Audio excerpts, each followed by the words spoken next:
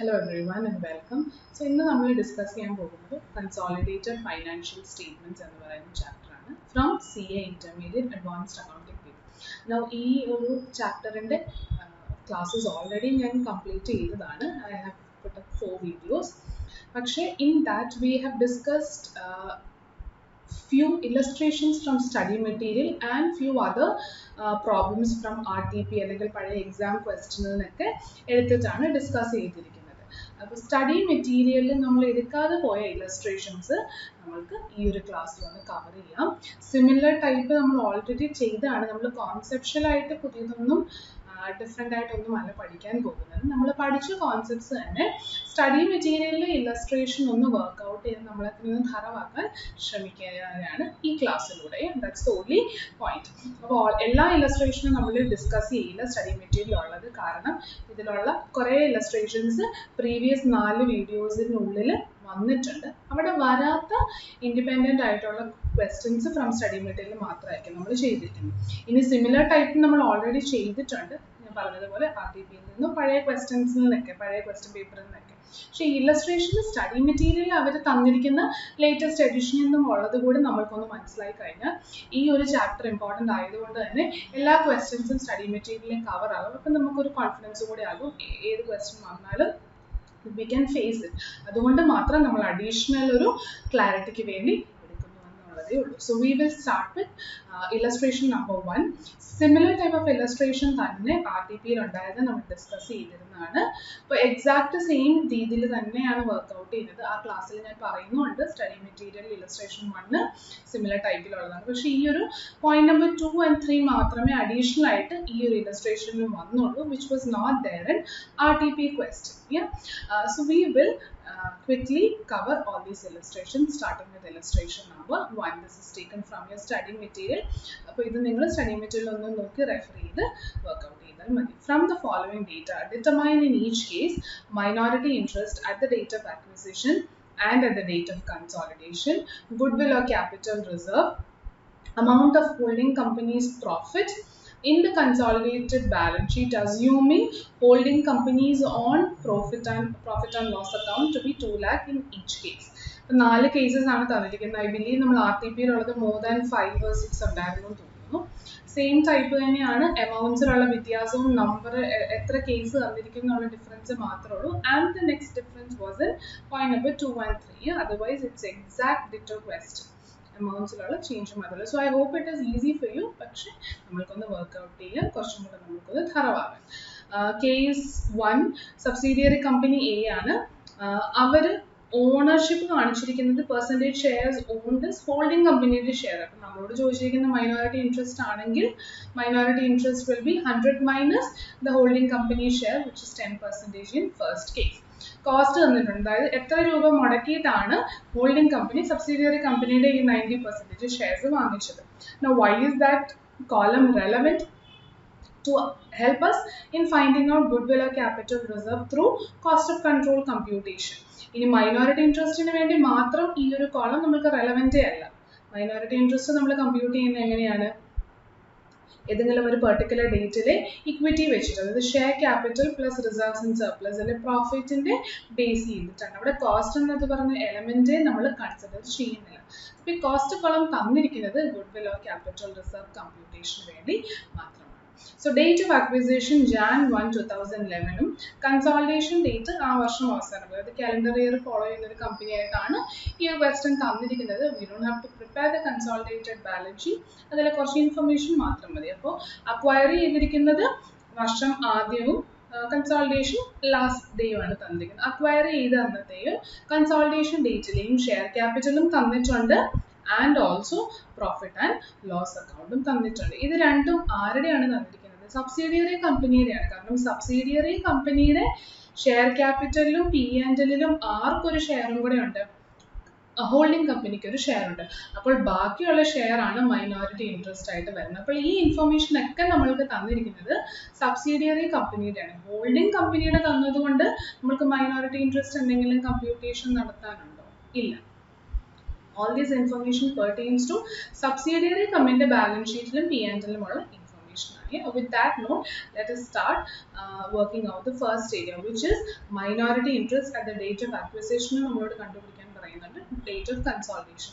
And if you remember the way we have done similar question article എടുത്ത് ചെയ്തത് same type ഒരു column തന്നെ നമ്മൾ ഒരു ടാബുലർ ഇൻഫർമേഷനിൽ തന്നെയാണ് ആൻസർ കണ്ടുപിടിച്ചത്. കുറച്ചും കൂടി ഈസി ആയിരുന്നു നമ്മൾക്കത് ചെയ്യാൻ. നമ്മൾക്ക് വേണ്ട രീതിയിലുള്ള ചെറിയ മോഡിഫിക്കേഷൻസ് ആ ടേബിളിൽ നിന്ന് വരുത്തിയേ ഉള്ളൂ. അത് തന്നെയായിരിക്കും നമ്മൾ ഇവിടെയും ചെയ്യാൻ പോകുന്നത്. So illustration number 1. The first point is computation of minority interest.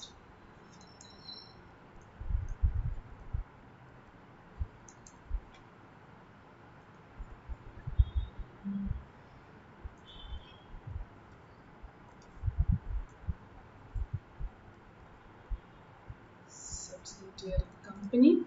Questionil nammalku thanniരിക്കുന്നത് percentage shares owned by holding company ആണ്. പക്ഷെ നമ്മളോട് മൈനോറിറ്റി ഇൻട്രസ്റ്റ് ചോദിച്ച സ്ഥിതിക്ക് ഈ ഒരു ഇൻഫർമേഷൻ 90 തന്നെ എഴുതിയാലും തെറ്റൊന്നുമില്ല, അഡീഷണൽ ഒരു കോളത്തിൻ്റെയും കൂടെ ആവശ്യം വരും. പക്ഷെ to avoid recording things that are necessary to find out minority interest, ഞാൻ ഈ ഒരു പോയിന്റ് സ്കിപ്പ് ചെയ്യുകയാണ്. പക്ഷെ അതിന് പകരം we are going to write up minority interest in the percentage, which we will find out using the information they have given. Minority interest percentage.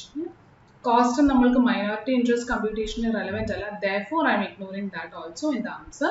Then we move on to minority interest kandupidikende rendu dates, Jan 1 and 31st December. So adinu njan oru common heading kodukuyanu, minority interest, and we have two dates, Jan 1 2021 and 31st December 2021 and 2011. So I will also write in similar manner.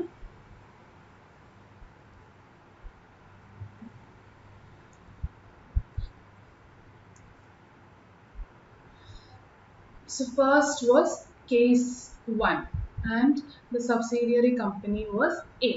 Minority interest എത്രയുണ്ടായിരുന്നു? 100% ആണ് എപ്പോഴും നമ്മൾ base ആയിട്ട് treat ചെയ്യുന്നത്. ആ 100% ഷെയർസിൽ 90% holding ആണെങ്കിൽ remaining 10% will be minority interest. ഇതിൻ്റെയൊക്കെ computation ബ്രാക്കറ്റിൽ തന്നെ കൊടുത്താൽ it will be easy.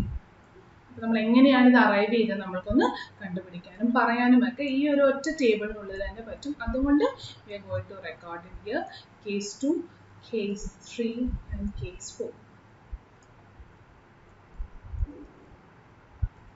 And 85, 80 and 100.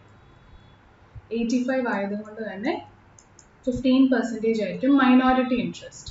Next was 80%, so minority interest will be 20%. And finally ഡിയുടെ കേസിൽ 100% ഹോൾഡിംഗ് കമ്പനി തന്നെയാണ് ഓൺ ചെയ്തത്. അതായത് there is no minority interest in last കേസിൽ. ഔട്ട്സൈഡർ ആയിട്ട് ആരുമില്ല. സബ്സിഡിയറി കമ്പനിയുടെ മുഴുവൻ ഷെയറും ഹോൾഡ് ചെയ്യുന്നത് ഹോൾഡിംഗ് കമ്പനിയായ മെയിൻ കമ്പനിയാണ്. സോ മൈനോറിറ്റി ഇൻട്രസ്റ്റ് എന്ന് പറഞ്ഞാൽ ഒന്നുമില്ല. സോ ഇതിനകത്തും ഈ വർക്കിംഗ് നോട്ട് ഒന്ന് എഴുതാം, 100 minus 85 and 100 minus 80. And D 100 minus 100. So അങ്ങനെയാണ് 0 വന്നത്. സോ മൈനോറിറ്റി ഇൻട്രസ്റ്റിന്റെ പെർസെൻറ്റേജ് കിട്ടി. ഇനി മൈനോറിറ്റി ഇൻട്രസ്റ്റ് ഡിഫറെൻറ്റ് ഡേറ്റ്സ് എങ്ങനെയാണ് കമ്പ്യൂട്ട് ചെയ്യുന്നത്? മൈനോറിറ്റി ഇൻട്രസ്റ്റ് തിയററ്റിക്കലി നമ്മൾ ഡിസ്കസ് ചെയ്തപ്പോൾ പറഞ്ഞതാണ്, മൈനോറിറ്റി ഇൻട്രസ്റ്റ് എന്ന് പറയുന്നത് equity attributable to the minority shareholders ആണ്. And what is equity? It's a combination of capital and profits. Yeah, so 1/1/2011 ക്യാപിറ്റലും പ്രോഫിറ്റ്സും നമുക്ക് തന്നിട്ടുണ്ട് 1,50,000. ഈ 1,50,000 ആണ് ടോട്ടൽ ഇക്വിറ്റി ആയിട്ട് സബ്സിഡിയറി കമ്പനിയുടെ എയുടെ കയ്യിലുള്ളത് ജനുവരി 1. അതിൽ 90% അവകാശം ഹോൾഡിംഗ് കമ്പനിക്കും, ബാക്കി 10% മൈനോറിറ്റി ഇൻട്രസ്റ്റും. അപ്പോൾ അതാണ് നമ്മൾ മൈനോറിറ്റി ഇൻട്രസ്റ്റ് ആയിട്ട് കാണിക്കുന്നത്. ഇവിടെയും വർക്കിംഗ് നോട്ടിനുള്ളിൽ ഒന്നെങ്കിൽ കമ്പ്യൂട്ടേഷൻ നമ്മൾക്ക് കാണിക്കാം, അല്ല ഈ ഒരു ടേബിളിൽ തന്നെ എല്ലാ കമ്പ്യൂട്ടേഷനും കാണിച്ചാൽ ക്ലംസി ആകുന്നു എന്ന് നിങ്ങൾക്ക് തോന്നുന്നുണ്ടെങ്കിൽ you can open A side working not ആയിട്ട് അവിടെ വേണമെങ്കിലും ചെയ്യാം. That all depends on how comfortable you are in presenting neatly. കുറച്ച് ക്ലാരിറ്റിയോടെ പ്രസൻറ്റ് ചെയ്യാൻ നിങ്ങൾക്ക് കംഫർട്ടബിൾ ആയിട്ട് തോന്നുന്ന രീതിയിൽ ചെയ്തുകൊള്ളുക. സോ 10% എന്ന് പറയുമ്പോൾ 15,000 ആണ് minority interest of case 1 on 1/1/2011. ഇനി മൈനോറിറ്റി ഇൻട്രസ്റ്റ് കൺസോളിഡേഷൻ ഡേറ്റിലെയും നമ്മളോട് കമ്പ്യൂട്ട് ചെയ്യാൻ പറയുന്നുണ്ട്. കൺസോളിഡേഷൻ ഡേറ്റിന്റെയും ഷെയർ ക്യാപിറ്റലിൽ മാറ്റമൊന്നുമില്ല. They haven't gone for further issue. അപ്പോൾ ഷെയർ ക്യാപിറ്റൽ സെയിം ആണ്. പ്രോഫിറ്റ് ആൻഡ് ലോസ് അക്കൗണ്ടിൽ ഒരു മാറ്റം വന്നിട്ടുണ്ട്. പ്രോഫിറ്റ് ആൻഡ് ലോസ് അക്കൗണ്ടിൽ share capital is 1 lakh and profit and loss account is 70,000.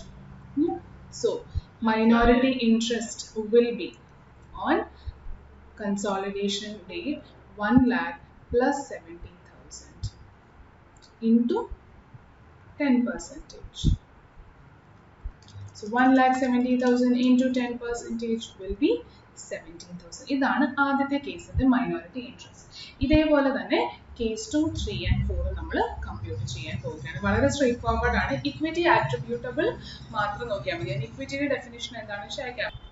So case 2, capital and profit and loss account on 1 is 1,30,000.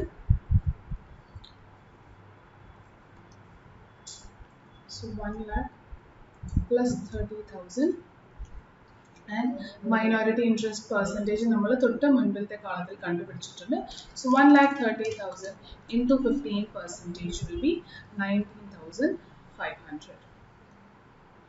And same case in the consolidation date in the capital and P&L 1,20,000. So 1 lakh plus 20,000 into 15%. So 1,20,000 into 15 will be 18,000. Case 3, capital is 50 and profit and loss account 20. So 50,000 plus 20,000 into 20%. So 70,000 into 20% എന്ന് പറയുമ്പോൾ 14,000 ആണ്. Case 3 and അവരുടെ തന്നെ consolidation ഡേറ്റിന്റെ minority മാറ്റമൊന്നും വന്നിട്ടില്ല. So case 3 consolidation ഡേറ്റിലെ ക്യാപിറ്റലും profit and loss അക്കൗണ്ടും 50,000 and 20,000. ഡേറ്റ് ഓഫ് അക്വിസിഷന്റെ സെയിം തന്നെയാണ്, മാറ്റമൊന്നുമില്ല. സോ കമ്പ്യൂട്ടേഷൻ അഗൈൻ ആൻസർ 14,000 ആയിരിക്കും. അതിന്റെ reasoning 50,000 plus 20,000 into 20% again minority percentage.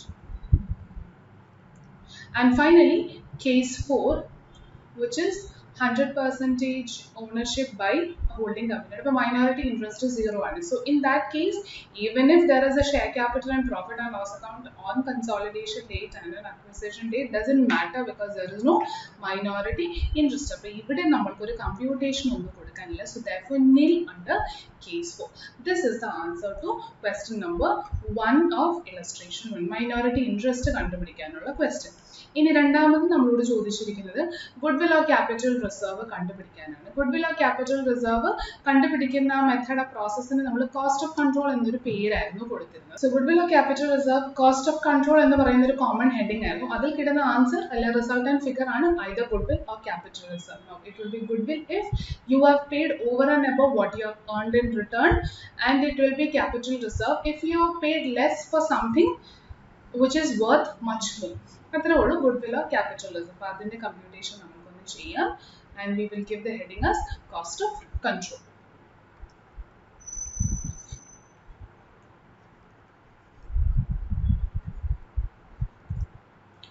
So നമ്മൾക്ക് cases we will have same ഒരു കോളം ബേസിൽ തന്നെ ചെയ്യാം. Case subsidiary company.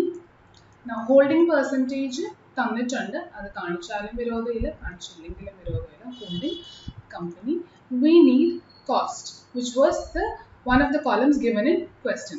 Cost വേണം. And then we need holding companyയുടെ share of net worth of net equity. അതുമായിട്ടാണ് നമ്മൾ investment കോസ്റ്റിനെ compare ചെയ്യുന്നത് അല്ലേ. Share of net worth net assets of holding company ആണ്.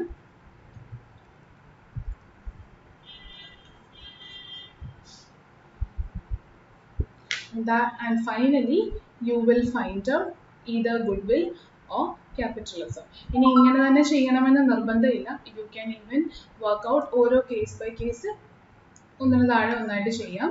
ഒരു ടേബിൾ ഫോർമാറ്റ് വേണമെന്നത് നിർബന്ധമില്ല. So case 1 subsidiary company was A and holding percentage was 90%. ഇനി cost ആണ് ക്വസ്റ്റ്യനിൽ തന്നിട്ട് അതേപടി എടുത്ത് എഴുതിയാൽ മതി 1,40,000. Now share of net worth or net capital, net assets. Net assets ഇവിടെ കമ്പ്യൂട്ട് ചെയ്യേണ്ട കാര്യമൊന്നുമില്ല, കാരണം നെറ്റ് വർത്തിന്റെ കമ്പ്യൂട്ടേഷൻ മെത്തേഡ് നമുക്ക് ഓൾറെഡി തന്നിട്ടുണ്ട്.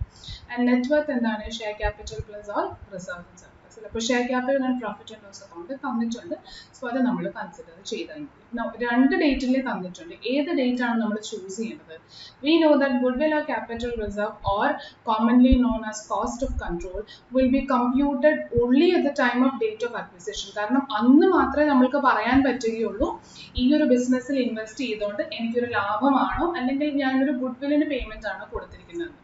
എല്ലാ ദിവസവും അങ്ങനെ ഒരു കമ്പ്യൂട്ടേഷൻ്റെ ആവശ്യമില്ല. Only at the time of acquisition do you consider whether you have a capital reserve or gain, or you have paid extra in acquiring that company. അപ്പോൾ നമ്മൾക്ക് റെലവെന്റ് ആയിട്ടുള്ള date for cost of control എന്ത് മാത്രമാണ്? Jan 1, 2011 date of acquisition. Consolidation date completely മറന്നോളൂ. So net worth നമ്മൾക്ക് കിട്ടിയിട്ടുണ്ട് 1,00,000 plus 50,000 first കേസിൽ. So if 1 lakh plus 50,000 ആണ് total net worth of subsidiary company. പക്ഷെ നമ്മൾക്ക് വേണ്ടതോ ഹോൾഡിംഗ് കമ്പനി അല്ലെ പേരന്റ് കമ്പനിയുടെ ഷെയർ ഓഫ് നെറ്റ് വർത്ത് ആണ്. സോ എന്ന് വെച്ചാൽ into 90%. So 1,50,000 into 90% we can say 1,35,000. അതായത് നമ്മൾക്ക് കിട്ടിയത് 1,35,000 വർത്ത് ഉള്ള ഒരു ഐറ്റം ആണ്, അല്ലെ വർത്ത് ഉള്ള ഒരു റൈറ്റ് ആണ് കിട്ടിയത്. പക്ഷെ നമ്മൾ അതിന് എത്ര രൂപ മുടക്കി? 1,40,000, which means you have paid something extra to acquire this company, for which the actual worth is only 1,35,000. Yeah, equity വെച്ച് നോക്കിക്കഴിഞ്ഞാൽ. പക്ഷെ അതിന് മേലെ നമ്മൾ കൊടുത്തിട്ടുണ്ടെങ്കിൽ ആ കൊടുത്തിരിക്കുന്നത് ഗുഡ്വില്ലിനാണ്. So therefore 5,000 is the goodwill and there will be no capital reserve in first case. So നമ്മൾ ഒരു ടേബിൾ ഫോർമാറ്റിൽ അല്ലാതെ കോസ്റ്റ് ഓഫ് കൺട്രോൾ ചെയ്തപ്പോൾ നമ്മൾ ചെയ്തിരുന്നത് കോസ്റ്റ് ഓഫ് കൺട്രോൾ കമ്പ്യൂട്ടേഷനിൽ ഇൻവെസ്റ്റ്മെന്റ് ഇൻ സബ്സിഡിയറി കമ്പനി എത്രയാണോ ആ എമൗണ്ട് എഴുതുക. That is point number 1. Point number 2 was share of net worth or net assets of holding company. അതെടുത്ത് എഴുതുക. ഇത് രണ്ടിനെയും ഇൻവെസ്റ്റ്മെന്റിൽ നിന്ന് share of net worth assets കുറച്ചിട്ട് കിട്ടുന്നത് will either be goodwill or capital reserve. If it is a positive figure, goodwill ആയിരിക്കും. Negative figure ആണ് ആ കമ്പ്യൂട്ടേഷനിൽ കിട്ടുന്നതെങ്കിൽ ക്യാപിറ്റൽ റിസർവ് ആയിരിക്കും. In case number 2, subsidiary company B, and that was 85%. And cost is 1,04,000. Share capital and profit and loss account is 1,30,000. So cost ആദ്യം എഴുതാം 1,04,000. 1 lakh plus 30,000 into parent companyയുടെ share ആണ് നമ്മൾക്ക് വേണ്ടത്. So 1,30,000ന്റെ 85% എന്ന് പറയുമ്പോൾ 1,10,500. So we have paid 1,04,000 in order to acquire a company worth 1,10,500 for you. Full worth അല്ല പറയുന്നത്, നമ്മൾക്കുള്ള വർത്ത് 1,10,500 ആണ്. അതിന് പകരമാണ് നമ്മൾ 1,04,000 മാത്രം കൊടുത്തത്. സോ അങ്ങനെയാണെങ്കിൽ അതിൻ്റെ അർത്ഥം നമ്മൾ കൊടുത്തിരിക്കുന്നത് കുറവ് എമൗണ്ട് ആണ്. So that means that's A profit and that profit will be termed as capital reserve in cost of control computation. And we have A capital reserve of 6,500 in this case. In case 3, C 80% I believe, and cost was 56,000. Share capital and profit and loss account on date of acquisition was 70,000. ഈ ഒരു കേസിൽ consolidation ഡേറ്റും same തന്നെയാണ്, പക്ഷേ നമുക്ക് relevant അല്ല, date of acquisition മാത്രം നോക്കിയാൽ മതി. So 56,000 was cost that you have paid, and net worth was 50,000 plus 20,000, 70,000. അതിന്റെ parent കമ്പനിയുടെ ഷെയർ എന്ന് പറയുന്നത് 80% ആണ്. That is 70,000 into 80%, 56,000. So that means 56,000 worth ഉള്ള എന്തോ കിട്ടാൻ നിങ്ങൾ എത്ര രൂപ തന്നെ മുടക്കി? 56,000 തന്നെ. അതായത് no profit no loss എന്നുള്ള, അല്ലെങ്കിൽ ഗുഡ്വില്ലിന് വേണ്ടി ഒരു കോൺട്രിബ്യൂഷൻ ആവശ്യം വന്നില്ല. No gain no loss. Capital റിസർവും ഇല്ല, ഗുഡ്വില്ലും ഇല്ല in point number 3 or case number 3. ഇനി കേസ് നമ്പർ 4D 100% അക്വയർ ചെയ്തത് parent company തന്നെയാണ്. Cost was 1 lakh and date of acquisition ഉള്ള capital and P&L 50,000 plus 40,000. So cost is 1 lakh. Now minority interest compute ചെയ്യാൻ നേരത്തെ നമ്മൾ ആ last computation നിന്നിട്ടു. പക്ഷെ ഇവിടെ അങ്ങനെയാണ് ഇടേണ്ടത് അല്ലെ. ഇവിടെ നമ്മൾ parent കമ്പനിയുടെ ഇൻവെസ്റ്റ്മെന്റിനെ കുറിച്ചാണ് ചിന്തിക്കുന്നത്. ഇവിടെ parent കമ്പനി മുഴുവൻ 100% ഇൻവെസ്റ്റ് ചെയ്തിട്ടുണ്ട്. അതുകൊണ്ട് തന്നെ ഇവിടെ കമ്പ്യൂട്ടേഷന്റെ ആവശ്യമുണ്ട്. Date of acquisitionലെ net worth is 50 plus 40. Yeah. And parent companyയുടെ ഷെയർ ഓഫ് ഫുൾ 100%, അതായത് 90,000 തന്നെയാണ്. 90,000 ഫുള്ളിയും പാരന്റ് കമ്പനിയുടെയാണ്. അപ്പോൾ ഷെയർ ഓഫ് നെറ്റ് വർത്ത് കിട്ടി. എത്ര രൂപ മുടക്കിയെന്ന് കിട്ടി? 1 lakh രൂപ കൊടുത്തു. 90,000 വർത്തുള്ള നെറ്റ് വർത്തുള്ള കമ്പനി നമ്മുടെ ഓണർഷിപ്പിലേക്ക് വരും. അപ്പോൾ അതിൻ്റെ അർത്ഥം we have paid extra and that extra is 10,000 as goodwill. So with that we complete second part to illustration number 1. And third part is, let's read the question. Amount of holding company's profit in the consolidated balance sheet assuming holding company's own profit and loss account to be 2 lakh in each case. അതായത് holding കമ്പനിയുടെ consolidated balance ഷീറ്റിലുള്ള P&L amount എത്രയായിരിക്കും?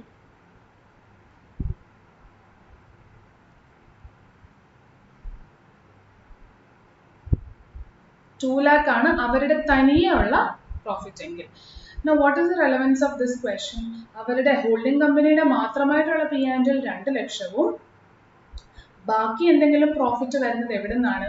Holding കമ്പനിക്ക് subsidiary കമ്പനിയിൽ മേൽ എന്തെങ്കിലും അധികാരമുണ്ടെങ്കിൽ അവരുടെ കയ്യിൽ നിന്ന് കിട്ടുന്ന എമൗണ്ടും ആർക്ക് അവകാശമുണ്ട്? ഹോൾഡിംഗ് കമ്പനിക്ക് അവരുടെ ഇൻവെസ്റ്റ്മെന്റിന്റെ അത്രയും അവകാശമുണ്ട്. അപ്പോൾ ഇത് രണ്ടിനെയും കൂടെ കോമ്പിനേഷൻ ആയിരിക്കും കൺസോളിഡേറ്റഡ് ബാലൻസ് ഷീറ്റ് P&L വരാൻ പോകുന്നത്. ആ ഒരു കമ്പ്യൂട്ടേഷൻ ആണ് നമ്മളോട് പോയിന്റ് നമ്പർ 3 ആയിട്ട് ചോദിച്ചിരിക്കുന്നത്.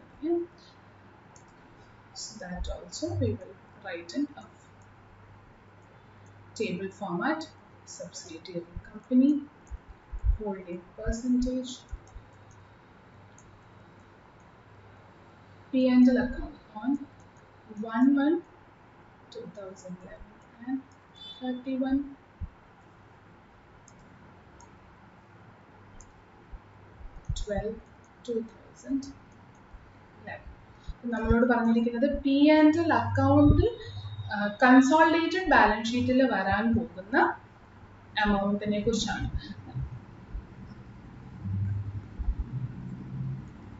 So we will take a one case and then we will try to solve that. The complete table ആയിട്ടില്ല, നമ്മൾക്ക് വേണ്ട ടേബിൾ നമുക്ക് ഇപ്പോൾ ഒന്ന് ഫിൽ ചെയ്യാം. A subsidiary company and percentage was 90%. Now P&L account opening തന്നിരുന്നത് സബ്സിഡിയറിയുടെ 50യും കൺസോളിഡേഷൻ ഡേറ്റിൽ 70യും ആണ്.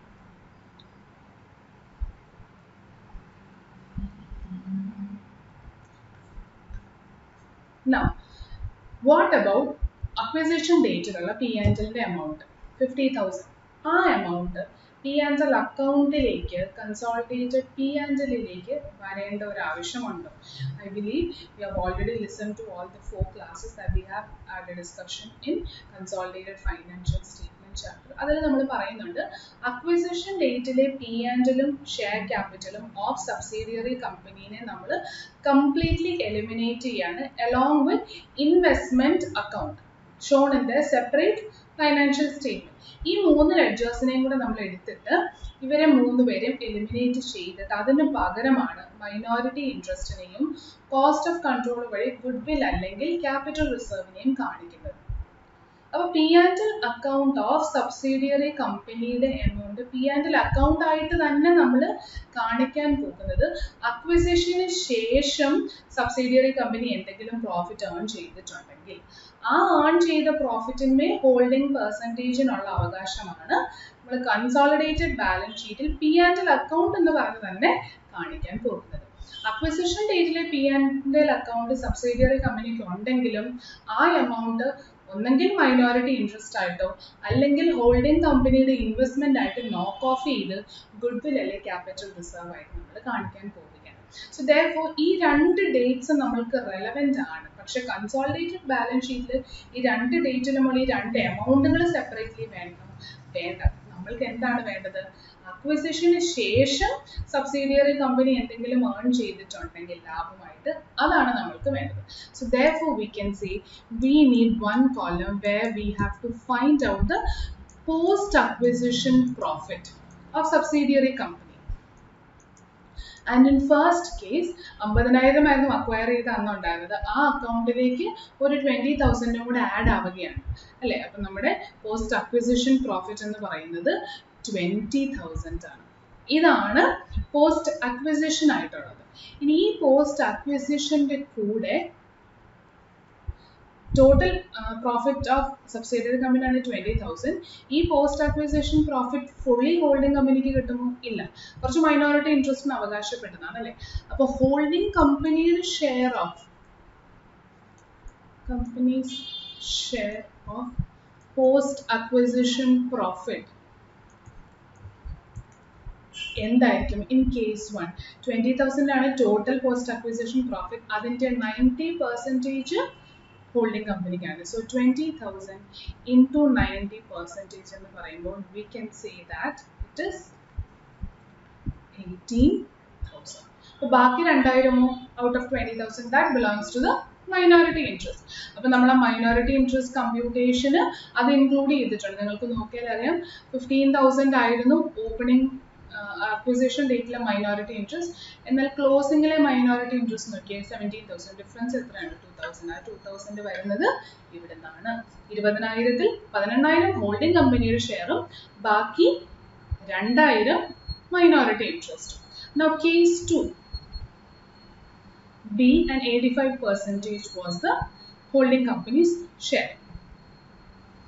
Our capital and P&L on P&L on both dates വേണം 30 and 20. 30,000 and 20,000. Now if you see started with 30,000 but end of consolidation date വന്നപ്പോൾ 20,000 ആയിട്ട് കുറഞ്ഞപ്പോൾ ശരിക്കും ലോസ് ആണ് വന്നത്. It's not a post acquisition profit. പക്ഷെ ലോസ് ആണെങ്കിലും അത് അതിൻ്റെ ഒരു പങ്ക് ആര് വഹിക്കണം? ഹോൾഡിംഗ് കമ്പനിയും മറ്റൊരു പങ്ക് മൈനോറിറ്റി ഇൻട്രസ്റ്റ്. അപ്പോൾ ലോസ് ആണെങ്കിലും ഇതേ റൂളാണ് ആപ്ലിക്കബിൾ ആണ്. സോ 10,000 ലോസ് ഉണ്ടെങ്കിൽ 10,000-ന്റെ 85% in this case belongs to holding company. So holding company 8,500 loss take over ചെയ്യണം. ബാക്കി 1,500 ലോസോ ആ ബാക്കി 1,500 ലോസ് മൈനോറിറ്റി ഇൻട്രസ്റ്റിലേക്ക് അഡ്ജസ്റ്റ് ആവും. ഇൻ കേസ് 2 നോക്കിയാൽ അറിയാം minority interest on acquisition date was 19,500. പക്ഷെ കൺസോളിഡേഷൻ ഡേറ്റ് ആയപ്പോൾ 18,000 എത്രയാണ് കുറഞ്ഞത്? 1,500 ഇവിടെ നിന്നാണ് വന്നിരിക്കുന്നത്. കേസ് 3 80% ആയിരുന്നു പ്രോഫിറ്റ്സ് നമ്മൾക്ക് വേണം. Profit in case 3 was 20 and 20, അതായത് no profit no loss. So there is no post acquisition profit. So nil. അതുകൊണ്ട് തന്നെ ഹോൾഡിംഗ് കമ്പനിയുടെ പോസ്റ്റ് അക്വിസിഷൻ പ്രോഫിറ്റ് ആയിട്ട് കാണിക്കാൻ ഒന്നുമില്ല. ഉള്ളത് മുഴുവൻ നമ്മൾ ഗുഡ് വിൽ ക്യാപിറ്റൽ റിസർവ് കമ്പ്യൂട്ടേഷന് വേണ്ടി ബാക്കിയുള്ള 20% മൈനോറിറ്റി ഇൻട്രസ്റ്റിലേക്കും അഡ്ജസ്റ്റ് ചെയ്ത് കഴിഞ്ഞു. Point number or case number 4 D 100% acquisition by holding company and the profit was 40 and 55. So post acquisition profit എത്രയാണ്? 40,000 ആണ് തുടങ്ങിയപ്പോൾ ഉണ്ടായിരുന്നത്, 15,000 കൂടെ കിട്ടി. So 15,000 പോസ്റ്റ് അക്വിസിഷൻ പ്രോഫിറ്റ് ഉണ്ട്. എന്നാൽ ഈ ക്വസ്റ്റ്യൻ അല്ലെങ്കിൽ ഈ കേസിൽ ഫുൾ പവറും ഹോൾഡിംഗ് കമ്പനിയുടെ കയ്യിൽ തന്നെയാണ്. അപ്പോൾ ഫുൾ പോസ്റ്റ് അക്വിസിഷൻ പ്രോഫിറ്റും ആർക്ക് അവകാശപ്പെട്ടതാണ്?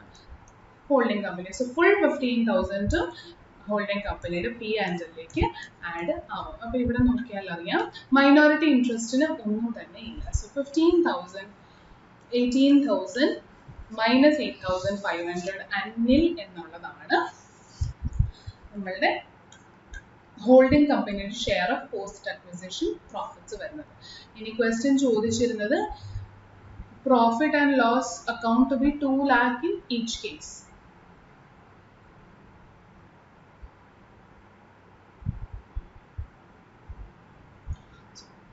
ഹോൾഡിംഗ് കമ്പനിയുടെ P&L 2 lakh ഓരോ കേസിലും ആയിരുന്നെങ്കിൽ ഫുൾ കൺസോളിഡേറ്റഡ് P&L എത്ര വരുമെന്നാണ് ചോദിച്ചിരിക്കുന്നത് അല്ലേ. അപ്പോൾ ഓരോ കേസും ഇൻഡിപെൻഡൻ്റ്ലി നമ്മൾ ട്രീറ്റ് ചെയ്യാനാണ് പറഞ്ഞിരിക്കുന്നത്. സോ അങ്ങനെയാണെങ്കിൽ ഈ ഒരു ആൻസറിൻ്റെ കൂടെ ഹോൾഡിംഗ് കമ്പനീസ് P&L on 31/12/2011 കൂടെ നമ്മളൊന്ന് ആഡ് ചെയ്യേണ്ടി വരും. എല്ലാ കേസിലും 2 lakh തന്നെ അസ്യൂം ചെയ്യാനാണ് പറഞ്ഞത്. So 2 lakh and 2 lakh. So അങ്ങനെയാണെങ്കിൽ കൺസോളിഡേറ്റഡ് ബാലൻസ് ഷീറ്റിൽ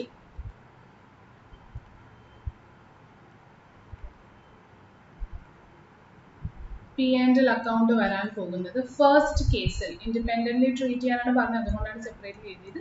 2 lakh ഹോൾഡിംഗ് കമ്പനിയുടെ മാത്രം പ്രോഫിറ്റ്, അതിൻ്റെ കൂടെ സബ്സിഡിയറി കമ്പനിയുടെ കയ്യിൽ നിന്ന് കിട്ടിയ 18,000, 2,80,000. സെക്കൻഡ് കേസ് ഹോൾഡിംഗ് കമ്പനിയുടെ മാത്രം 2 lakhും സബ്സിഡിയറി കമ്പനിയുടെ കയ്യിൽ നിന്ന് വരുന്ന ലോസ് ആണ് ടേക്ക് ഓവർ. അപ്പോൾ 2 lakhiൽ നിന്ന് എമൗണ്ട് കുറയും, 1,91,500.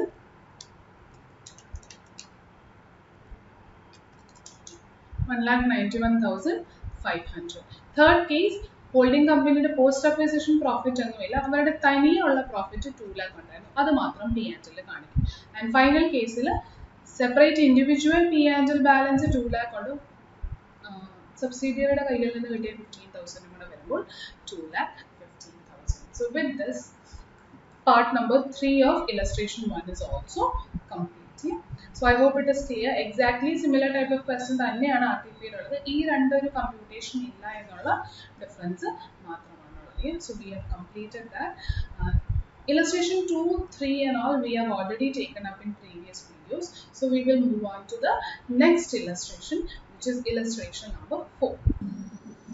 Illustration 4. A Limited acquired 70% of equity shares of B Limited on 1/4/2011 at a cost of 10 lakh when B Limited had an equity share capital of 10 lakh and reserves and surplus of 80,000. In the 4 consecutive years, B Limited fared badly and suffered losses of 2,50,000, 4 lakh, 5 lakh and 1,30,000 respectively. Thereafter, in 2015-16, B Limited experienced turnaround and registered an annual profit of 50,000. In the next 2 years, that is 16 and 17 and 17 and 18, B Limited recorded annual profits of 1 lakh and 1,50,000 respectively.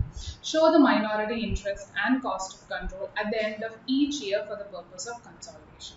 Now, minority interest and cost of control കണ്ടുപിടിക്കാനാണ് നമ്മൾ പറഞ്ഞിരിക്കുന്നത്. അപ്പോൾ ഇവിടെ തന്നിരിക്കുന്ന സിറ്റുവേഷനിൽ കുറച്ചൊരു difference ഉള്ളത് from previous questions that we have done is that there is loss consecutively incurred by the subsidiary company. അപ്പോൾ loss incur ചെയ്യുമ്പോൾ ആ ലോസിൻ്റെ ഒരു ഭാഗം ഹോൾഡിംഗ് കമ്പനിയും ബെയർ ചെയ്യണം, മൈനോറിറ്റി ഇൻട്രസ്റ്റും ബെയർ ചെയ്യണം. അപ്പോൾ ഇങ്ങനെയുള്ള ഒരു സാഹചര്യത്തിൽ കണ്ടിന്യൂസ്ലി ലോസ് ഒക്കെ വരാതെ ലോസ് എമൗണ്ട് വളരെ കൂടുതലൊക്കെയാണ് കാണിച്ചിരിക്കുന്നത്, 4 and 5 lakh അല്ലേ. അപ്പോൾ ചില കേസസിൽ ഒരു negative minority interest in total കാണാൻ സാധ്യതയുണ്ട്. അപ്പോൾ അങ്ങനെ ഒരു ക്വസ്റ്റ്യൻ ആണ് ഇവിടെ വന്നിരിക്കുന്നത്. സോ നമ്മൾക്കതൊന്ന് കണ്ടുപിടിക്കാൻ ട്രൈ ചെയ്യാം. And they have asked us minority interest and cost of control ഓരോ വർഷം അവസാനവും കണ്ടുപിടിക്കാൻ പറയുന്നുണ്ട്. പക്ഷേ കോസ്റ്റ് ഓഫ് കൺട്രോൾ എല്ലാ വർഷവും for the purpose of consolidation കണ്ടുപിടിക്കാനാണെങ്കിലും there is only one answer to that. Because cost of control ക്വസ്റ്റ്യനിൽ ഇങ്ങനെ ഒരു സെൻറ്റൻസ് പറഞ്ഞാലും can be computed only at the time of acquisition, that is in this case 1/4/2011. അപ്പോൾ cost of control നമുക്ക് ഏറ്റവും ആദ്യം കണ്ടുപിടിക്കാം.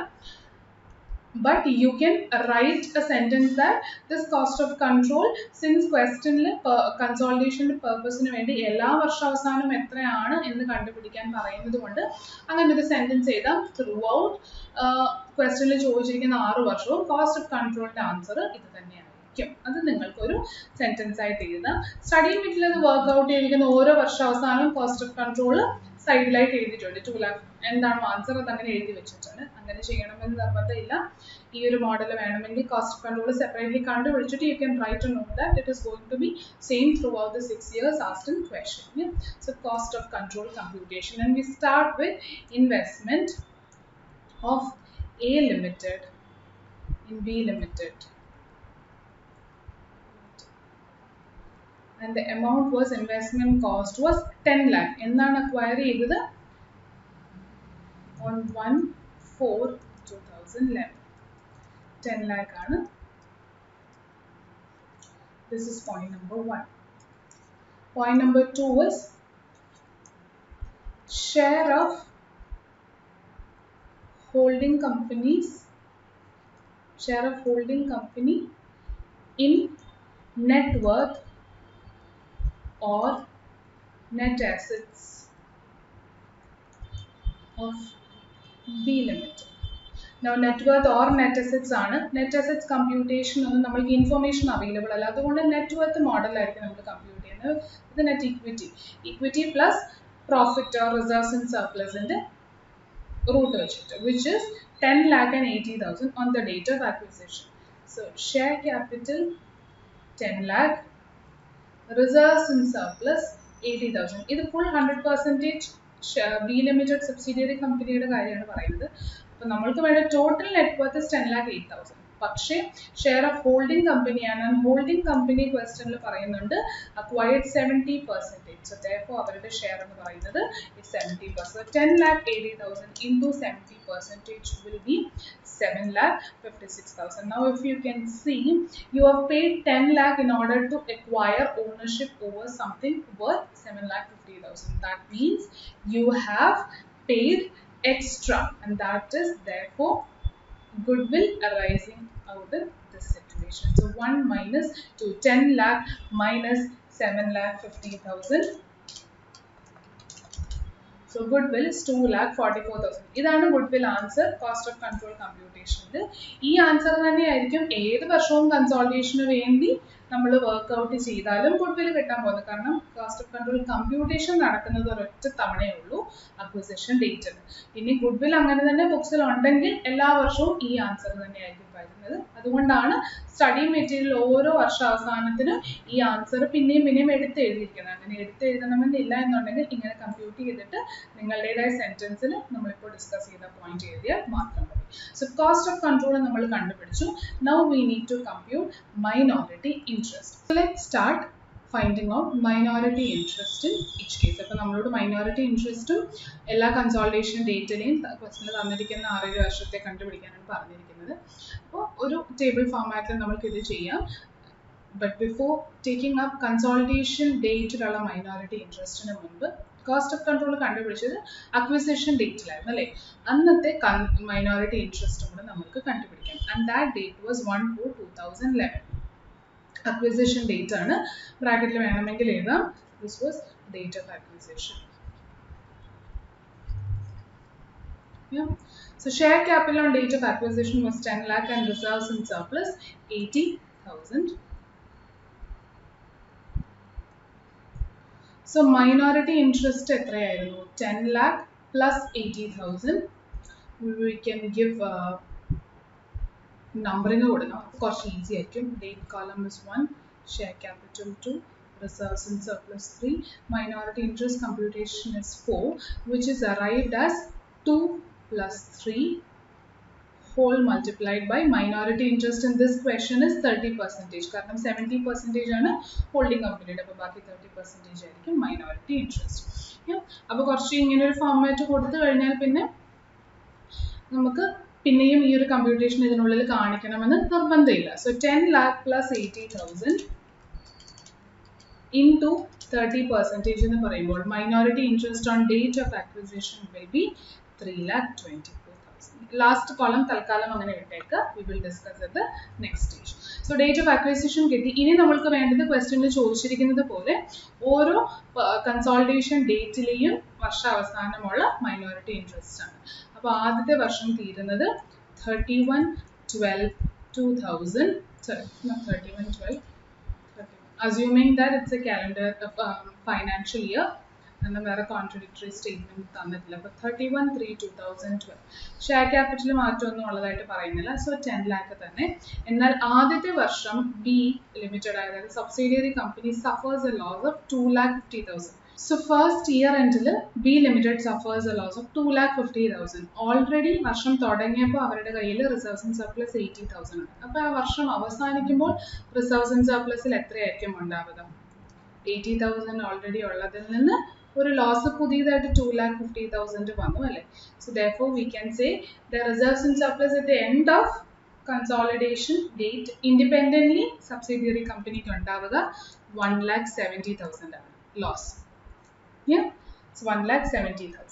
So 10 lakh share capital reserves and surplus ഉള്ള 1,70,000 എന്ന് പറയുന്ന നെഗറ്റീവ് ഫിഗറും കൂടെ വരുമ്പോൾ 8,30,000 ആയിരിക്കും total net worth on 31/3/2012. അതിന്റെ 30% എന്ന് പറയുമ്പോൾ we can say it is 2,49,000. ഇതാണ് ആദ്യത്തെ വർഷം അവസാനമുള്ള കൺസോളിഡേഷനിൽ വരുന്ന മൈനോറിറ്റി ഇൻട്രസ്റ്റ്. ഇനി we will come to change in minority interest. എന്താണ് ചേഞ്ച് എന്ന് നമുക്ക് എത്രയാണ് ഡിപ്പ് വന്നത്? സാധാരണ പ്രോഫിറ്റ് വരുമ്പോൾ മൈനോറിറ്റി ഇൻട്രസ്റ്റ് കൂടുകയാണ് ചെയ്യുന്നത് അല്ലേ. ഇവിടെ മൈനോറിറ്റി ഇൻട്രസ്റ്റിന് ചേഞ്ചസ് വരുന്നത് ഡിപ്പും കാണും പോസിറ്റീവും കാണും because there are lot of losses incurred. ആ ചേഞ്ച് ഒന്ന് റെപ്രസെന്റ് ചെയ്യാനാണ് എടുക്കുന്നത്. 3,24,000 നിന്ന് തുടങ്ങിയത് 2,49,000, അതായത് 75,000 ആണ് ലോസ് വഴി മൈനോറിറ്റി ഇൻട്രസ്റ്റിൽ വന്ന് ചേഞ്ച്. അതായത് 2,50,000 നോക്കിയാൽ അറിയാം 2,50,000 30%. ആ വർഷത്തെ ലോസിന്റെ 30% 75,000 ആണ്. ആ 75,000 ആണ് മൈനോറിറ്റി ഇൻട്രസ്റ്റ് കുറയാനുള്ള കാരണം. സോ അതിനെ നമ്മൾ നെഗറ്റീവ് ആയിട്ട് എഴുതും since there is A dip. ഇനി ഫർദർ ഡിസ്കഷൻ ഓരോ വർഷം കഴിയുമ്പോൾ we will focus on. The next is 4 lakh ആണ് സെക്കൻഡ് ഇയർ എൻഡിൽ suffer the loss. So that is on 31/03/2013.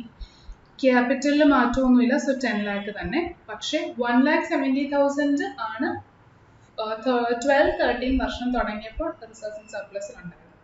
അതിൻ്റെ കൂടെ പിന്നെയും ഒരു 4 lakh ലോസ് വരികയാണ്. അപ്പോൾ അതിൻ്റെ അർത്ഥം എന്താണ്?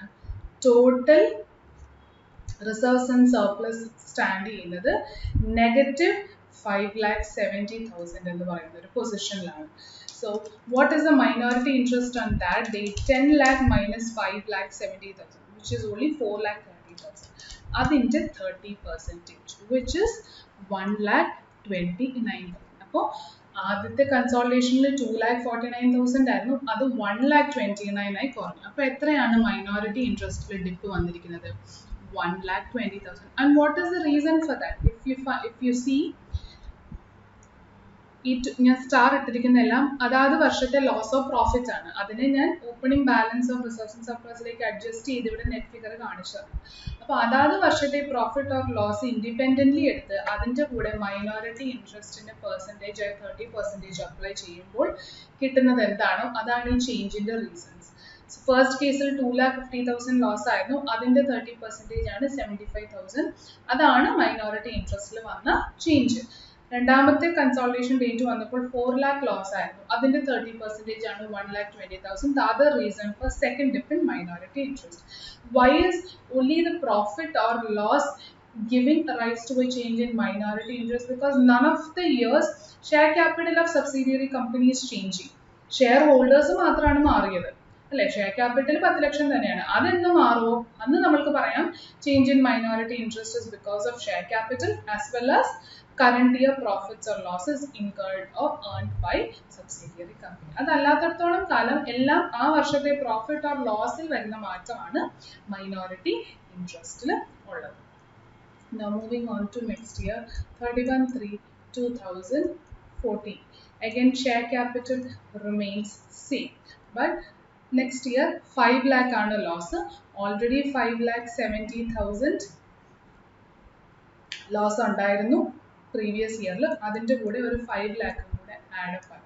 ദാറ്റ് മീൻസ് ആ ഷെയർ ക്യാപിറ്റലിനേക്കാളും കൂടുതൽ നെഗറ്റീവിലാണ് റിസർവ്സ് ആൻഡ് സർപ്ലസ് നിൽക്കുന്നത്. അതായത് 10,70,000 if you can see 10,70,000.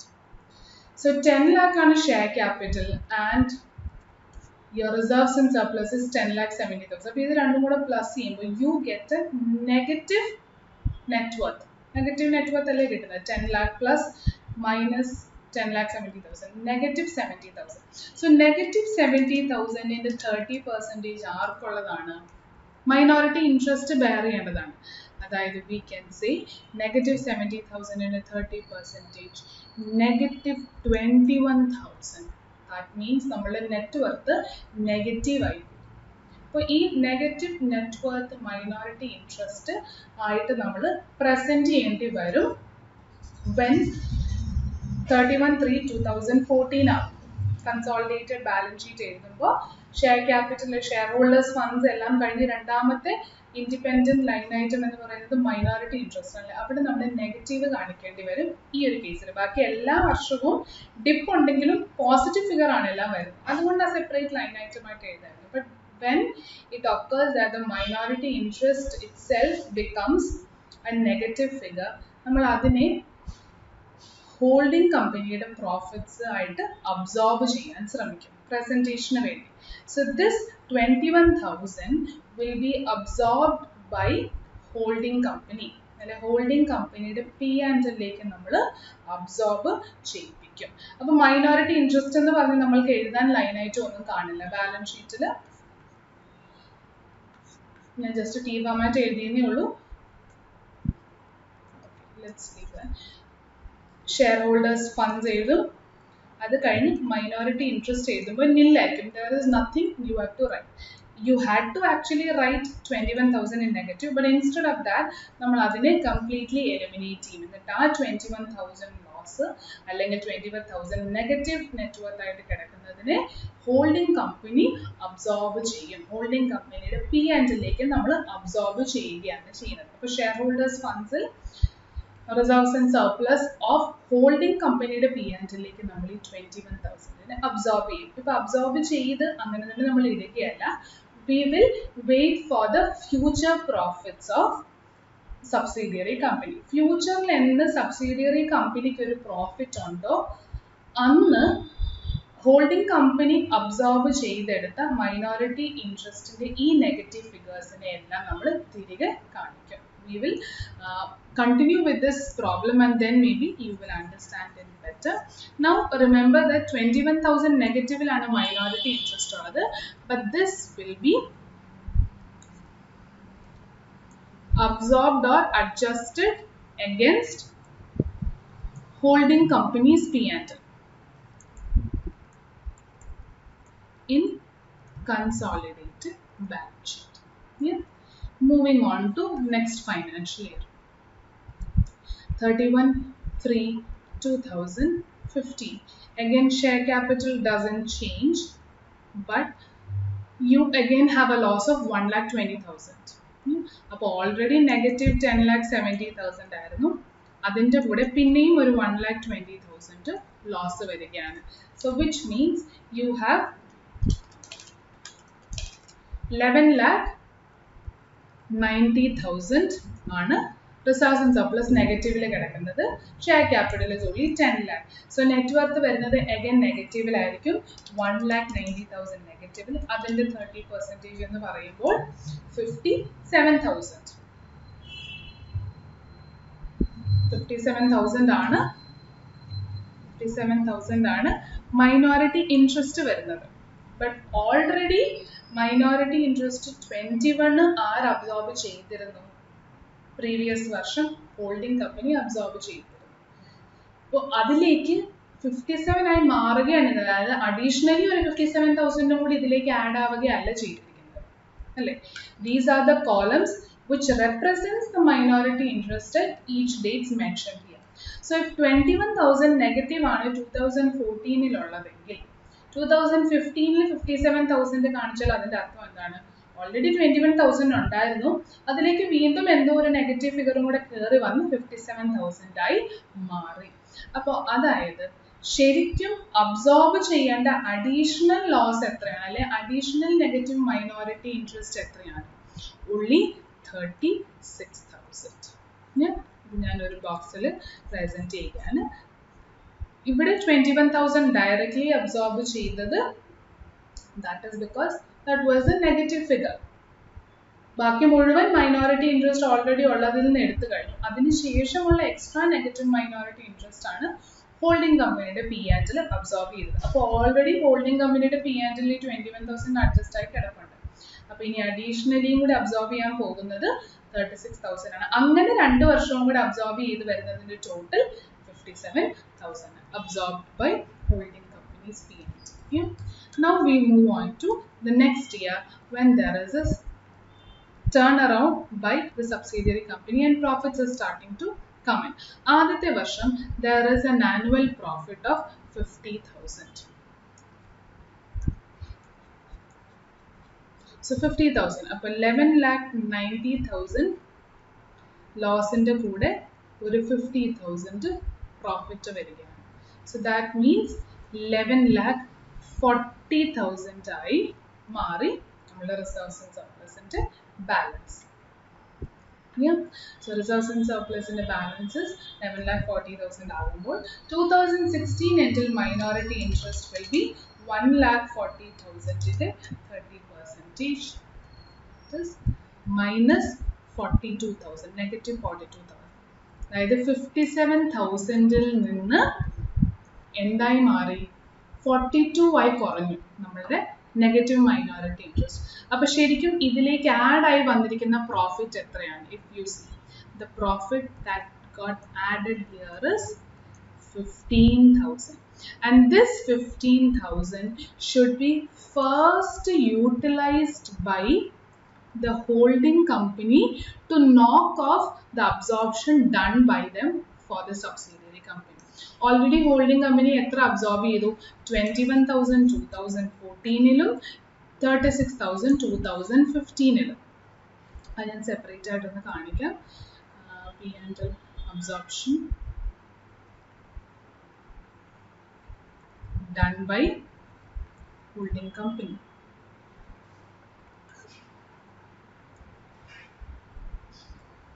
In 2014-ൽ 21,000 absorb ചെയ്തു.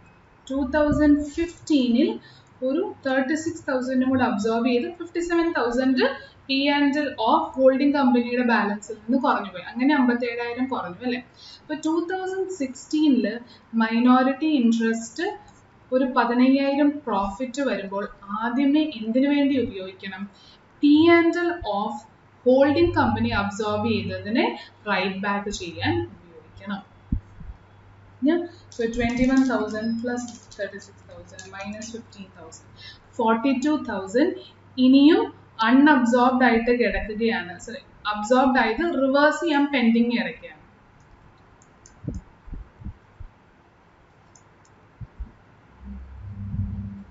Pending reversal of holding companies P&L account. അപ്പൊ അടുത്ത വർഷം ഒരു പ്രോഫിറ്റ് വരുമ്പോൾ 42,000 അതിന് മേലെയോ മൈനോറിറ്റി ഇൻട്രസ്റ്റിലേക്ക് ഒരു പ്രോഫിറ്റ് എലമെന്റ് വരികയാണെങ്കിൽ ആദ്യമേ ഇതിനു വേണ്ടി ഉപയോഗിക്കണം. അതായത് ഹോൾഡിംഗ് കമ്പനിയുടെ P&L-നെ അവരുടെ P&L-ലേക്ക് റിസ്റ്റോർ ചെയ്യാൻ ഉപയോഗിക്കണം. അതിനുശേഷം എന്തെങ്കിലും ബാലൻസ് ഉണ്ടെങ്കിൽ മാത്രമേ മൈനോറിറ്റി ഇൻട്രസ്റ്റ് ആയിട്ട് കാണിക്കാൻ പാടുള്ളൂ. So that is 2016. Now moving on to 2017. They made a profit of 1 lakh. So 10 lakh, 11,40,000 negative in the code, 1 lakh varigayana. So which means now we have negative 10,40,000 only as reserves and surplus. Therefore negative 40,000 net worth. Negative 40,000 into 30% in the negative 12,000. Rather 12,000 negative മാത്രമേ ഇനി minority interest ആയിട്ട് പാടുള്ളൂ. അതായത് ഒരു 30,000 profit minority ഇൻട്രസ്റ്റിലേക്ക് add ആയിട്ടുണ്ട്. 1 ലാഖിന്റെ 30%. ആ 30,000 എന്തിനു വേണ്ടി ഉപയോഗിക്കണം? 2017-ൽ ഈ pending reversal of holding companies P&L അബ്സോർപ്ഷന് വേണ്ടി ഉപയോഗിച്ചതിലേക്ക് 30,000 ഉപയോഗിക്കണം. 30,000 ഉപയോഗിച്ച് കഴിയുമ്പോൾ again we can see that ഒരു 12,000 ഇനിയും അബ്സോർബ് ആയി ചെയ്തത് റിവേഴ്സ് ചെയ്യാൻ പെൻഡിങ് ഉണ്ട്. ആ പെൻഡിങ് അടുത്ത വർഷത്തേക്ക് നമ്മൾ ചെക്ക് ചെയ്യും വെദർ മൈനോറിറ്റി ഇൻട്രസ്റ്റിലേക്ക് എന്തെങ്കിലും പ്രോഫിറ്റ് വരുന്നുണ്ടോ. ഉണ്ടെങ്കിൽ ആദ്യമേ ഹോൾഡിംഗ് കമ്പനി എനിക്ക് വേണ്ടി അബ്സോർബ് ചെയ്തതിനൊക്കെ അവർക്ക് തിരികെ കൊടുക്കുക. അതായത് അവർ നമ്മൾക്ക് കടമായിട്ട് നന്നായിട്ട് വിചാരിച്ചാൽ മതി. ഹോൾഡിംഗ് കമ്പനി നമുക്ക് കടം തന്നു, നമുക്ക് ലാഭം കിട്ടുമ്പോൾ നമ്മൾ ഹോൾഡിംഗ് കമ്പനിക്ക് തിരിച്ചു കൊടുക്കുന്നു, അത്രയേ ഉള്ളൂ. സോ ഇനിയും കൊടുത്തു തീർക്കാൻ ഒരു 12,000 കൂടെ ബാക്കിയുണ്ട്. സോ 2018 ആകുമ്പോൾ 1,50,000 profit. So capital is 10 lakh itself, but profit reserves and reserves and surplus would be 10,40,000 in the കൂടെ ഒരു 1,50,000 profit വരുന്നുണ്ട്. So we can say 8,90,000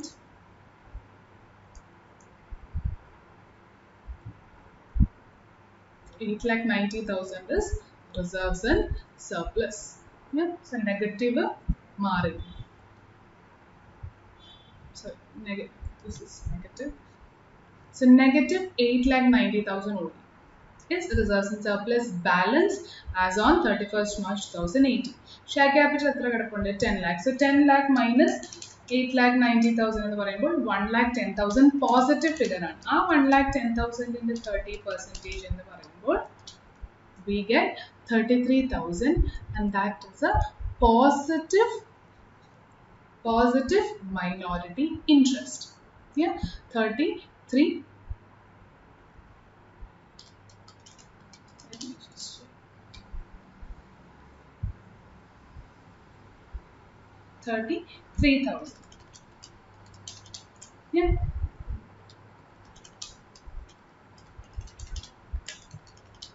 So 33,000 ആയി വരണമെങ്കിൽ മൈനോറിറ്റി ഇൻട്രസ്റ്റ് ശരിക്കും പ്രോഫിറ്റ് എത്ര അങ്ങോട്ടേക്ക് ആഡ് ആയിട്ടുണ്ട്?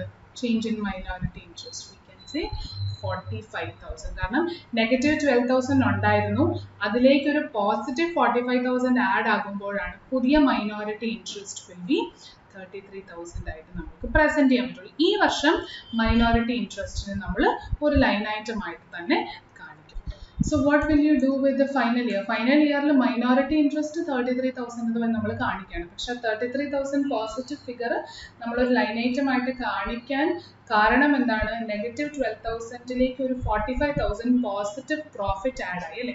അങ്ങനെ 33,000 ആയിട്ട് ആണ് നമ്മൾ പ്രസന്റ് ചെയ്യുന്നത്. So what are you actually doing? 45,000 ആയിട്ടായിരുന്നു കാണിക്കേണ്ടത്, പക്ഷെ ആ 12,000 അബ്സോർപ്ഷൻ വന്ന് കിടക്കുന്ന അല്ലെങ്കിൽ നെഗറ്റീവ് കിടക്കുന്നതിനെ ആദ്യം സെറ്റ് ഓഫ് ചെയ്യണം, എന്നിട്ട് ബാക്കി 33,000 മാത്രമായിരിക്കും നമ്മൾ കാണിക്കാം. കമ്പ്യൂട്ട് ചെയ്ത് നോക്കിയാൽ അറിയാം 1,50,000 ആണ് കറണ്ട് ഇയർ പ്രോഫിറ്റ് 2018. അതിന്റെ 30% എന്ന് പറയുമ്പോൾ 45,000 ആണ് അല്ലെ? ആ 45,000 ആയിരുന്നു മൈനോറിറ്റി ഇൻട്രസ്റ്റ് ആയിട്ട് കാണിക്കേണ്ടത്, പക്ഷെ ഓൾറെഡി ഒരു നെഗറ്റീവ് 12,000 കിടപ്പുണ്ട്. അപ്പൊ നമ്മൾ മൈനോറിറ്റി ഇൻട്രസ്റ്റിനെ 45,000 33,000. അപ്പൊ നമുക്ക് അങ്ങനെയൊന്നും ചിന്തിക്കാതെ, വളഞ്ഞ് ചിന്തിക്കാതെ ഡയറക്റ്റ്ലി ഈ ഓരോ വർഷവും നമ്മൾ റിസർവ്സ് ആൻഡ് സർപ്ലസ് എഴുതുന്നത് പഴയതിന്റെ ഓപ്പണിംഗ് ബാലൻസിലേക്ക് അഡ്ജസ്റ്റ് ചെയ്തായതുകൊണ്ട് ഓരോ വർഷവും മൈനോറിറ്റി ഇൻട്രസ്റ്റ് കാണിക്കേണ്ടത് നമ്മൾക്ക് താഴെ കിട്ടിയിട്ടുണ്ട്. അതുകൊണ്ട് 33,000 നമ്മൾക്ക് ഡയറക്റ്റ്ലി കിട്ടി. ഇനി അല്ല, അങ്ങനെയല്ല ചിന്തിക്കുന്നതെങ്കിൽ 45,000 ആയിരുന്നു കിട്ടേണ്ടിയിരുന്നത്, 1,50,000 into 30% എന്ന് പറയുമ്പോൾ. പക്ഷെ ആ 45,000 ആദ്യം 12,000 എന്തിനു ഉപയോഗിക്കണം? ടു റിവേഴ്സ് ഹോൾഡിംഗ് കമ്പനിയുടെ P&L നിന്ന് അഡ്ജസ്റ്റ് ചെയ്തത്. അതിനുശേഷം ബാക്കിയുള്ളത് മാത്രമേ നമ്മൾക്ക് മൈനോറിറ്റി ഇൻട്രസ്റ്റ് ഒരു ലൈൻ ഐറ്റം ആയിട്ട് ബാലൻസ് ഷീറ്റിൽ, കൺസോളിഡേറ്റഡ് ബാലൻസ് ഷീറ്റിൽ കാണിക്കാൻ പറ്റുള്ളൂ. അപ്പൊ ഈ ഒരു ക്വസ്റ്റ്യനിൽ ഇമ്പോർട്ടൻ്റ് ആയിട്ടുള്ള പാർട്ട് ഇത് മാത്രമാണ്. Every year when minority interest is A positive figure you don't have any problem. ആ കിട്ടുന്ന മൈനോറിറ്റി ഇൻട്രസ്റ്റ് അങ്ങനെ തന്നെ സെക്കൻഡ് ലൈൻ ഐറ്റം ആയിട്ട് കൺസോളിഡേറ്റഡ് ബാലൻസ് ഷീറ്റിൽ നമ്മൾ കാണിക്കണം. പക്ഷേ 2014 തൊട്ട് നെഗറ്റീവ് മൈനോറിറ്റി ഇൻട്രസ്റ്റ് ആണ് നമ്മൾക്ക് കിട്ടുന്നത്. അതിന്റെ കാരണം എന്താണ്?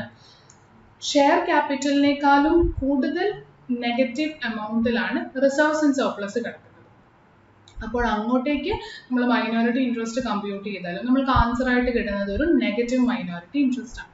പക്ഷെ നെഗറ്റീവ് മൈനോറിറ്റി ഇൻട്രസ്റ്റ് നമ്മൾ അങ്ങനെ ഒരു ലൈൻ ഐറ്റം ആയിട്ട് എഴുതാതെ നെഗറ്റീവ് മൈനോറിറ്റി ഇൻട്രസ്റ്റിനെ ഹോൾഡിംഗ് കമ്പനിയുടെ P&L അബ്സോർബ് ചെയ്യും. അപ്പോൾ ഇവിടെ ഹോൾഡിംഗ് കമ്പനിയുടെ P&L ബാലൻസ് നമുക്ക് അറിയില്ല.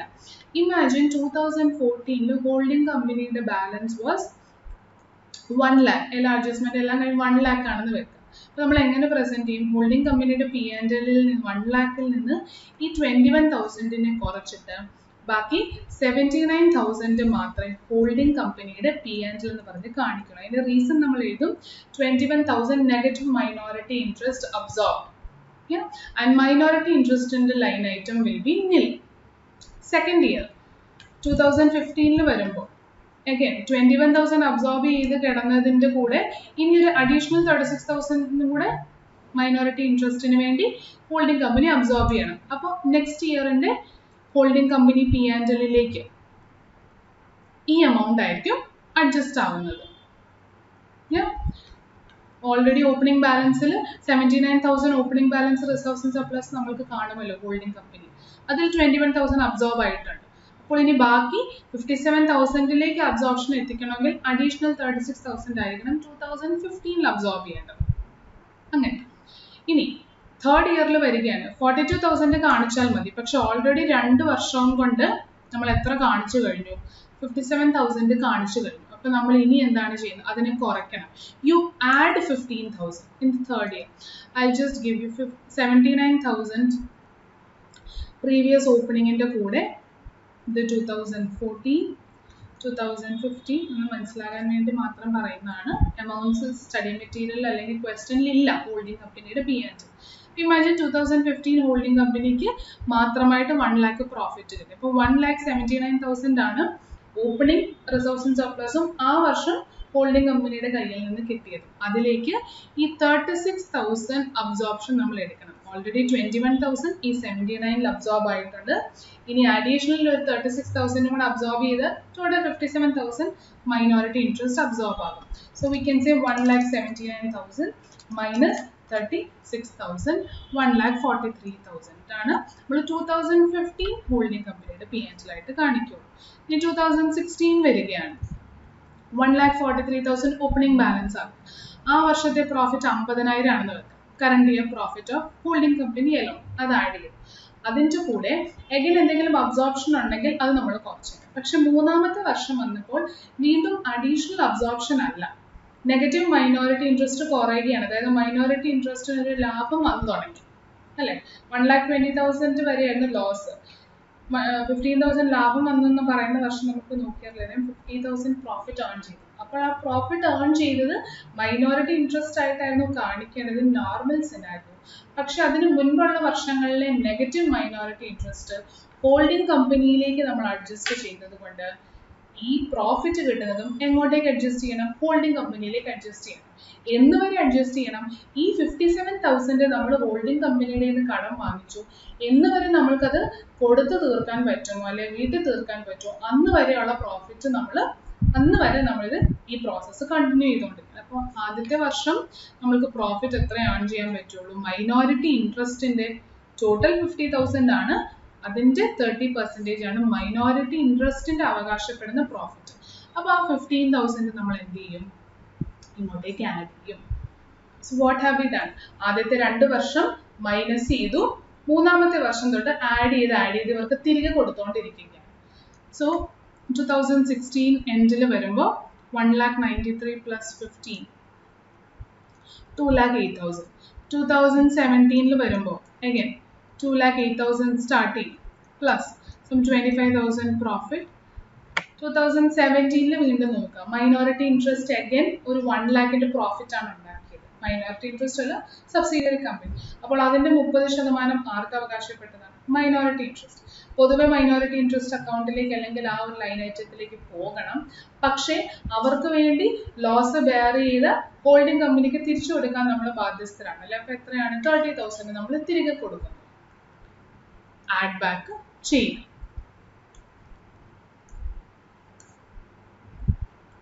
$2,63,000. You come to 2018.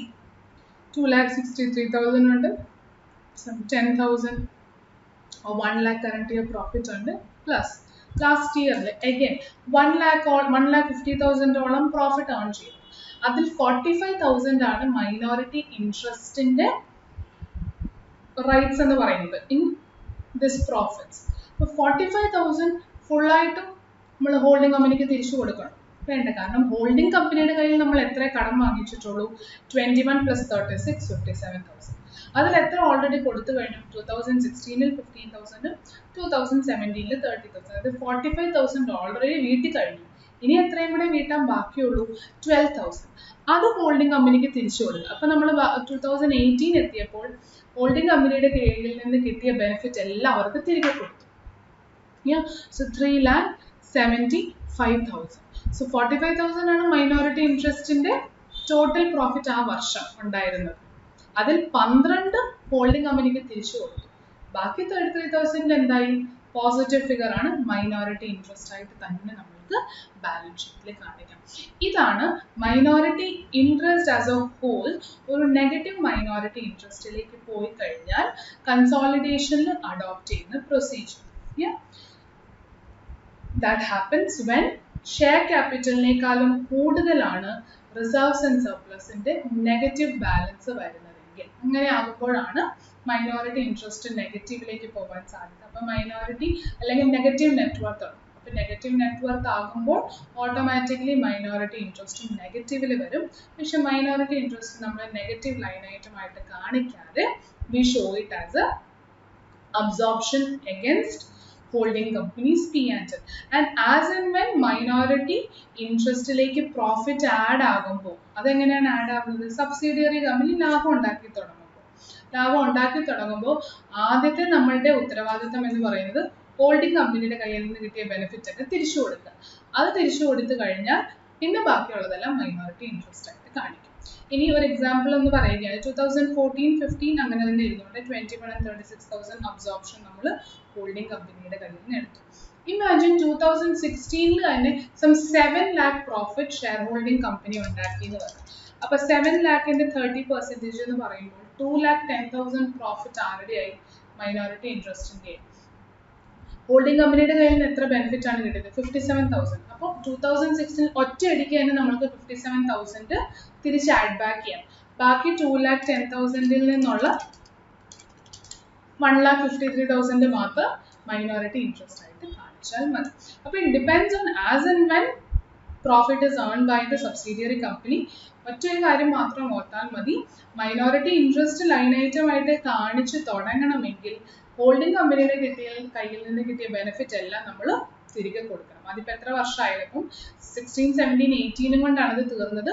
അത് തീർന്നു കഴിഞ്ഞാൽ അന്ന് തന്നെ എക്സ്ട്രാ എന്തെങ്കിലും ഉണ്ടെങ്കിൽ മൈനോറിറ്റി ഇൻട്രസ്റ്റ് ആയിട്ട് കാണിക്കും. ഇനി എക്സ്ട്രാ ഒന്നും ഇല്ലെങ്കിലും അടുത്ത വർഷം തൊട്ട് മൈനോറിറ്റി ഇൻട്രസ്റ്റ് എന്ന് പറയുന്ന ലൈൻ ഐറ്റം വരും. ഇതാണ് question or illustration number 4 given in the study material. ഇനി അവിടെ ഓരോ വർഷവും ഇങ്ങനെ തന്നെ കമ്പ്യൂട്ടേഷൻ ഒക്കെ നടത്തിയിട്ടുണ്ട്. പക്ഷെ അതിന്റെ അവസാനം കോസ്റ്റ് ഓഫ് കൺട്രോൾ കമ്പ്യൂട്ടേഷനും സെപ്പറേറ്റ്ലി കാണിച്ചിട്ടുണ്ട്. എന്നിട്ട് 2,44,000 ഓരോ വർഷം അവസാനം എഴുതിയിട്ടുണ്ട്. അപ്പൊ അങ്ങനെ ചെയ്താൽ നിങ്ങൾക്കൊരു കൺഫ്യൂഷൻ വരിക, എന്തുകൊണ്ടാണ് വീണ്ടും വീണ്ടും എല്ലാ വർഷവും വരുന്നത്? എല്ലാ വർഷവും പ്രസന്റ് ചെയ്യുന്നു എന്ന് മാത്രമേ ഉള്ളൂ, കാരണം കൺസോളിഡേറ്റഡ് ബാലൻസ് ഷീറ്റിൽ ഗുഡ്വിൽ നമ്മൾ കാണിക്കുന്നത് കൊണ്ട്. പക്ഷെ എന്ന് വെച്ച് കമ്പ്യൂട്ടേഷൻ റീകമ്പ്യൂട്ടേഷൻ എല്ലാ വർഷവും നടക്കുന്നില്ല. Computation happens only at one day. You show it in every year in balance sheet goodwill ആയിട്ട് കാണിക്കുകയാണ് റൈറ്റ് ഓഫ് ചെയ്യുന്നിടം വരെ. അതുകൊണ്ട് മാത്രം സ്റ്റഡി മെറ്റീരിയൽ ആൻസറിൽ ഓരോ വർഷത്തിന് അഗൻസ്റ്റും ഈ 2,44,000 കാണിച്ചു. അത് നിങ്ങൾക്ക് കറക്റ്റ് എല്ലാം തോന്നുകയാണെങ്കിൽ പ്രസന്റേഷൻ അത് കുറച്ച് ബ്ലർ ആകും, അല്ലെങ്കിൽ നിങ്ങൾക്ക് കൺഫ്യൂഷൻ ഉണ്ടാക്കുന്നതാണെന്ന് തോന്നുകയാണെങ്കിൽ you can follow this one. And I hope this illustration is clear to you. ഈ ഒരു പോയിന്റ് മാത്രം ഓർക്കുക, ഇതാണ് ഈ ഒരു ക്വസ്റ്റ്യന്റെ ഏറ്റവും important part. So with that we will wind up this class and we have few balance sheet questions to take up. അതും കുറച്ചുകൂടി സിംപ്ലർ ബാലൻസ് ഷീറ്റ് ഫോർമാറ്റ്സ് മാത്രമാണ് കൺസോളിഡേറ്റഡ് ബാലൻസ് ഷീറ്റ് പ്രിപ്പറേഷൻ.